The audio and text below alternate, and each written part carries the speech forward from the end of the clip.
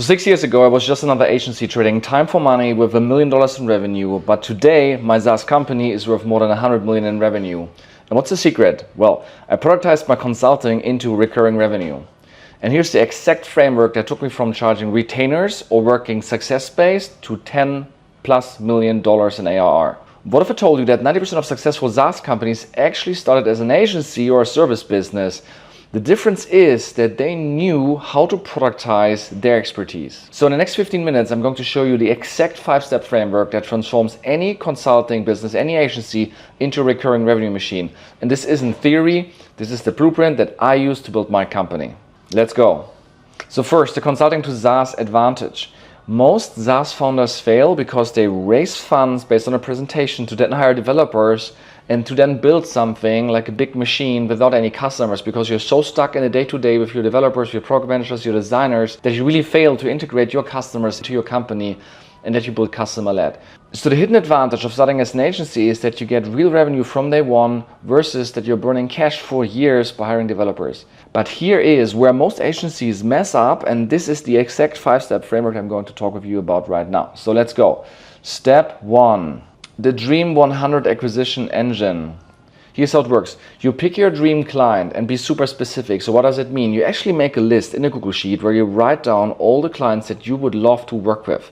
And then you build trust with them to convert them. So you approach them with unconditional value. My first few customers as an agency, I sent them just an email, right? I looked on a social profile, let's say, I found an email address. And then I reached out and I just delivered value unconditionally. Just like, hey, I really like this. This is like what I think you can do better and so on. And like the first customer, the first client, I had an exchange with them with more than 110 emails back and forth until they couldn't help but just like say, let's just like fucking work together. And I also gave them zero risk. I said, hey, let's create something together. I also told them I will make it super easy for you. I will go all in on this. I will create a ton of value and we will share the profits in the end. So zero risk, zero money that they had to put down, and it was all success based, right? So that's what I say here. Like you can deliver value through an agency model. So you either charge retainer, which is the classical thing to do, or you say it's success based. We go all in, we share profits 50-50, and that's cool because you can actually learn by it, right? Like you have to front a little bit of the cost. Let's say you have to fly, I flew them in back then into Berlin, which was a continental flight, but like it was back then super cheap, like $500 or so. Then I convinced the studio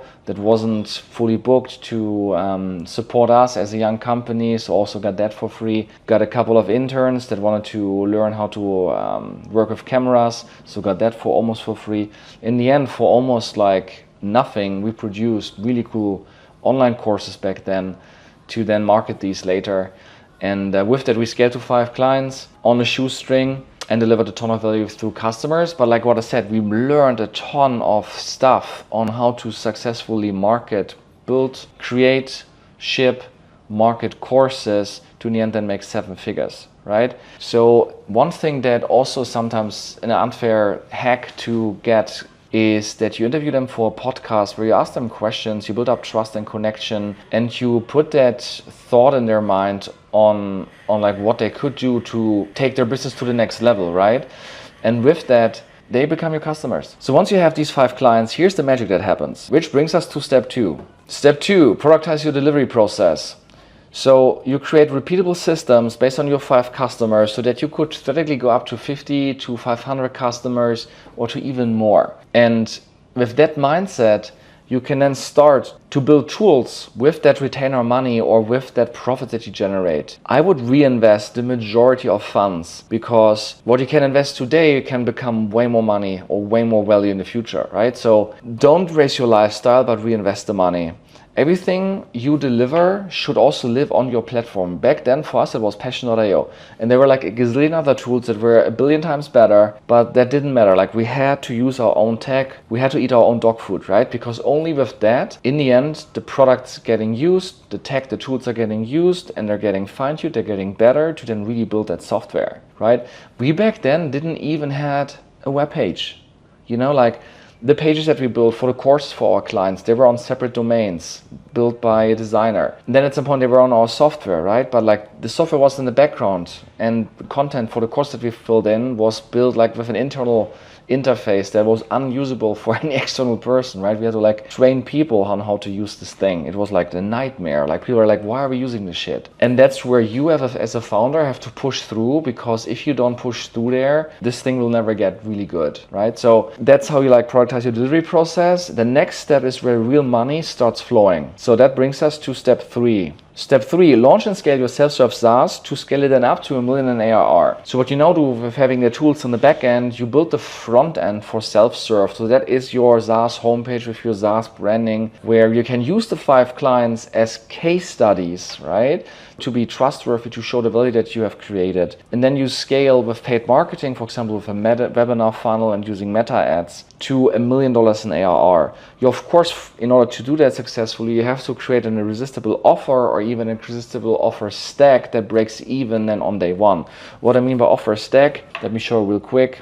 I've shared this in other videos over and over again. So if you really want to see what an offer stack is, check out this video over here.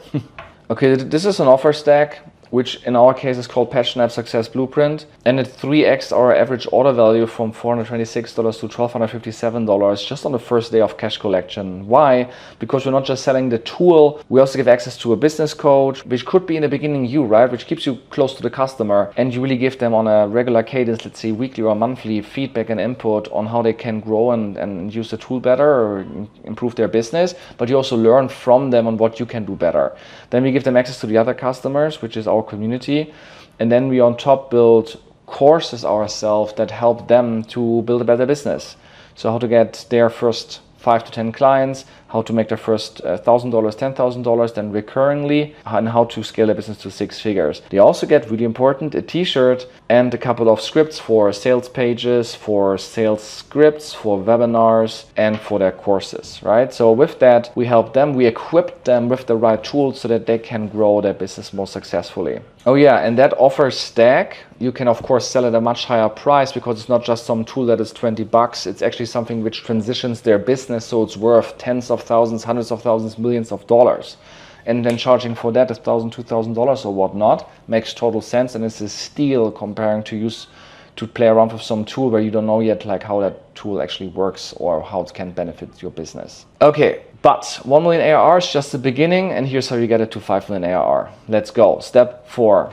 You now use magnetic branding to hit 5 million ARR. What do I mean by that? You focus not on direct response marketing. Don't focus on branding, where you just like throw money out of the window for like some fancy brand campaigns. No, you focus on direct response branding to become the market default. You want to become the next cool thing. From your push motion, you go to a pull motion transformation. So let me explain, right? If you go back here, and I talk about that also in other videos, so just like check these out. I call this like container 1, and here like the core engines on how to become the brand that your ideal clients want to buy from in order to go from push to pull. Ultimately, what you want is you want to show your clients that are today in the before ordinary world the thing that where they actually want to go, right? They want to, let's say, have a bigger business, they have a more automated business, they want to have a business where they have less touch, where the business runs by itself, right? And you create that magnetic identity by showing them through case studies, through yourself potentially, on how to get there, right? And then the offer stack, this is here your map on how to take them there, both on the external world, which is like the journey, and this is like hard facts how you get there, and the internal journey, like the benefits of finally being able to, let's say, work from Italy, or work at any time in order to spend more time with your family, or how to become a SaaS owner, not just an agency owner, right? How to build and how to exit something. I don't know, like whatever in the end the transformation is that will trigger them, work that out and create a magnetic brand around it. So in our case, we want to help our clients to become passioneers. We also call it passion fighters before. You help them to become that, where they can make their dreams a reality and make their passion a reality, right? Live life under their terms and not be that cubicle 9-to-5 zombie that like lives in like commutes between A and B and sits in traffic jams, right? So that's like identity that they buy into. And if you have a strong brand that has the visual representation, the offers like stream that back and forth, like that's the thing that really creates pull, what people want. So build that to hit 5 million ARR, scale then your meta ads, because you will have better conversions, higher price points, higher AOVs, lower customer acquisition costs. That allows you to hit a much higher scale at a much better return on ad spend. And then you reinvest all of that money that you make in your product to hit the common SaaS benchmarks.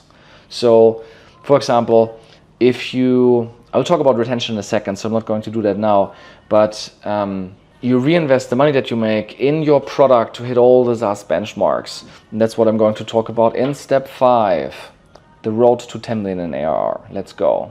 Step 5, full focus on your LTV CAC machine to hit 10 million in ARR. So a couple of things, you need focus, right? What you want to do is you want to, by that point right now, phase out the agency, because otherwise you have just like too many focuses. And then you add upsells and lower ticket entry points to your software. So if, let's say, you sell something for $100, $200 a month, you want to have a 10K, a 15K, a 20K, a 50K upsell to really identify the right customers and take them into that higher ticket experience to expand on your revenue. At the same time, not everyone maybe can afford $100, $200, $300. You want to create a mousetrap, a lower priced offer where you sell like for $10, $9, $20, $30, $50 a month to essentially give them a product demo where whatever they do, they get some value of it. But let's say either if they use it, they promote your brand, or they have to upgrade to remove your brand and use it to the full extent, right? So all focus goes into that, and that will actually improve your logo retention and your revenue expansion. So what is logo retention is essentially, let's say you have 100 people buying, then how many do you have left within 12 months? If you have 90 left out of 100, that's good, right? So like 10 left. Depends also a bit like if you're B2C or B2B. In B2B, not more than 10 should have left. In B2C, it's fine if like 70 or 80 have left. Like Shopify has 20% retention after like year 2. So that means 80% of people have left by then. That is crazy, but if you like can compensate for that on the revenue side because you expand on them, that's no problem. So what do I mean by that is if, let's say, and let's take Shopify as an example, you have 100 people in the beginning, 80 leave, which is crazy, you have 20 left, but with these 20, you all of a sudden make more than 5 times more than what you made in the beginning. That actually means you have more than 100% revenue retention. That means that you made, let's say, $100 in the beginning, or you make more than $100 after a year, even though you have only 20% of the customers left. That is possible in Shopify's case because of every SaaS dollar, they make 3 payment dollars, and it's transactional e-com business, right? So people then, the 20% have actually a business, they put transactions through it, that makes millions of dollars for them, and Shopify gets a take rate on that. So with that, Shopify just makes really good bank on these clients that stay, and they also expand on them on the software side. In the B2B space, it's slightly different. You want to have like 10 people leaving max, so let's say 90% logo retention, and then you want to expand on revenue by selling more seats, getting them into higher priced offers, adding more products to it, where you want to have 120, 130% revenue retention. And then of course with that you can finance a sales team and take it from there. Let me show you actually an example which has the company that was worth gazillions, billions because of the retention that they have. And this is Slack, right? So Slack retention, just like this. And then if I go to images, likely what we'll see is this one here. Exactly, that's the one. So let's open this one in a new tab. Open image in new tab. So check this. The 2015 cohort, let's say they made 100, let's say they made $1 million there, right? Today, like years later, they make with this cohort tens of millions. And that's true for every cohort, the 2016 cohort, 2017 cohort. All of these cohorts are growing by themselves without doing anything, right? So that is a money printing machine. That's why SaaS companies are worth so much. That's like why your agency is worth nothing, because you have to put human labor there. And if someone goes or whatnot, or you don't really have a moat, and they can go to at any time to another agency just to get almost the same service. So this is why SaaS companies are worth billions. Right? And so you have to nail this thing. Revenue expansion, super key. Focus, for example, on cancellation prevention funnel. If someone wants to cancel, like do anything to keep them. That's also, if you cancel your Canvas subscription, if you cancel your Netflix subscription, if you cancel any subscription, you're like, hey, we want you to scale, you get a free month, here's this bonus, here's this discount or whatnot, right? So cancellation flows are really important. Health scoring to prevent churn, meaning that you look at your customers, you want to make them go through milestones. What you have done back then in the agency, where you're taking them from A to B in your delivery roadmap, right? Like, you do this with software. And if people are not going from A to B, you have to give them a yellow or red light, and you have to put maybe CSM against it, or tools, emails, whatnot, to make them go green. Because if they are green, good health score, then they will stay, right? And for your high ticket clients, you will need CSMs to make them happy, to retain them. Then also to get customers cheaper, you want to add organic content to your paid engine to just like double conversion, and to also get more and more referrals and free customers. Then your ad engine, you've done a couple of ads, you want to like just build this out, that you constantly every week ship tens, hundreds of ads, that you always find winners and you always find new angles in your funnel, maybe also test UGC creators, to really always get customers cheaper than what the market is getting. And then finally, at 10 million ARR, work on a liquidity strategy. So you can either then get an investment, or you can do a secondary to take some money from a table and take some risk off, or you could even think about getting your first acquisition offers, because at 10 million ARR, if you also maybe make some profit, if you have good growth, then you will get really decent offers that are a multiple of what you would get with your agency or also an e-com business. So what you always want to focus on the rule of 40. That means that the combination, the addition of your growth rate and your profit should be 40% or more. So if let's say you have 10% profit margin, you grow 30%, that's 40% in total, your rule of 40. If you don't make a lot of profit, you have to have rule of 100. That means you have to double the business every year in order to be really attractive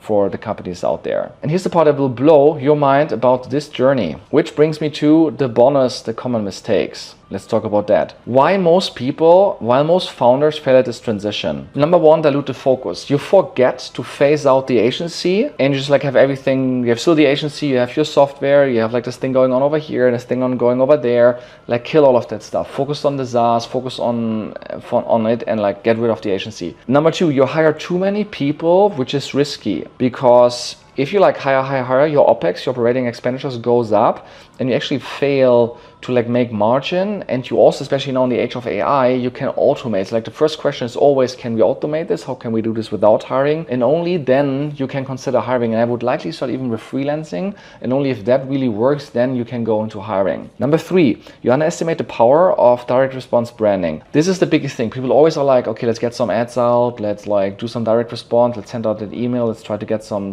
response here. The thing why Apple and why all these the most successful companies on the planet are printing cash is because they have a brand. To get to a decent brand, it's done very differently than it has been done 10, 20 years ago, where you just like shoot big budgets into the market and hope for the best. Today, whatever you do, just like define the brand once, then you use it everywhere. You go ahead with direct response branding, where you bring your magnetic brand, your magnetic identity out there into the market, and actually the brand attracts people. So it is direct response. It's not just your copy, it's not just your words, it's not just your product. It's the branding that attracts and converts and responds, right? If that makes sense. Okay, the next big one is the number one mistakes that kills agencies to SaaS businesses is the founder needs to constantly reinvent themselves all the fucking time and lead the change. If you as founder don't reinvent yourself to, let's say, sales, to increase pricing, to kill the agency, to fire the customers, to focus on retention. Like people don't even know what fucking retention means, right? Like NRR, GRR, LTV, CAC, like none of that stuff is there. If you have to learn these things and you have to lead the change.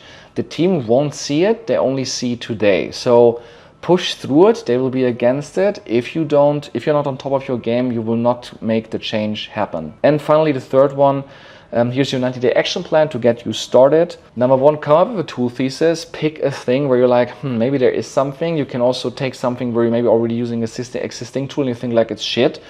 Create a second version of it, which becomes your tool, and get going there. Number two, build a speedboat squad to build and test it. So you can of course go to Eastern Europe, you find really good developers all over the globe. You can maybe also there in the beginning work with an agency. Ultimately, I would likely work rather with a freelancer, and later this person can be a really valuable team member in your in-house squad that you're going to build out. And then test it and be quick and iterative. Like use modern day discovery. We can maybe have another video on this one, to build and deliver something within days, not within months. Right? And number three, you want to commit to it even if it sucks, because it will just suck all the time. Like the software will be crappy, it will look shit, the team won't buy into it. But if you want to get out of the agency hamster wheel, commit to it and go all in. Resilience, perseverance, you know the spiel. Without it, no chance. So there you have it, the exact 5-step framework that took me from trading time for money to $100 million SaaS companies. While other entrepreneurs are begging VCs for funding and giving away equity, you can bootstrap your way to freedom. Now, know what you're thinking, right? This sounds great, but how do I actually implement this in my specific business? Well, I've put together a complete implementation guide that breaks down each of these steps with templates, scripts, and real examples, and you can get it for free using the link in the description below. And if you want to see more frameworks like this that actually work in the real world, make sure you subscribe and hit that notification bell. I drop new systems every week that help entrepreneurs like you build real businesses, not just dreams. And of course, the best time, as you know, is right now. So stop selling time for money and start building finally that recurring revenue machine that makes you peak independence, so that you can decide working where you want, when you want, on what you want, and with who you want. So I'll see you in the next video, and welcome to the Marketing-Led Movement, where I will show you how to grow your company profitably to more than $10 million in revenue so that you can have that juicy exit at $100 million or more. See you.